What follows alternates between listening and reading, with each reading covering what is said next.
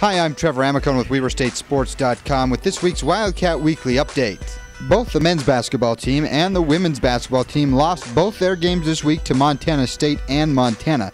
The men's team lost both games on the road by a combined total of 7 points. The women's team played probably their best game of the season on Saturday afternoon against first-place Montana. The game was tied with under 2 minutes left when the Grizzlies pulled away for the 61-53 win. The women will be back home on Thursday night to host North Dakota at 7 and Saturday afternoon against Northern Colorado at 2 p.m. The men will hit the road again to take on the same two teams, North Dakota on Thursday night and Northern Colorado on Saturday night. Thursday's game will be at 6 p.m. and Saturday's will be at 7 p.m. With just 10 games left in the conference season, the Wildcats are now 2 games back of 10-0 Montana for first place in the Big Sky Conference. Meanwhile, the track and field teams picked up several Big Sky Conference qualifiers this week in Boise.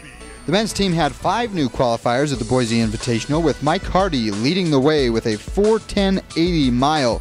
Freshman Sinjon Lilly qualified in the 60-meter dash, while Dustin Durfee and Matt White both qualified in the 400-meter.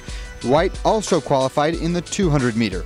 The women's team had 8 new qualifiers, headlined by 3 Wildcats qualifying in the mile. The women put together 23 seasonal bests in the meet.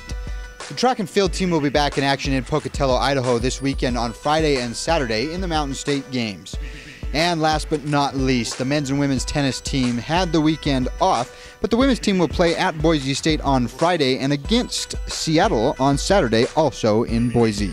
And once again, I'm Trevor Amicone from WeberStateSports.com with this week's Wildcat Weekly Update. For more information on Weber State Athletics, go to WeberStateSports.com. For all of us in the Weber State Athletic Department, have a great week.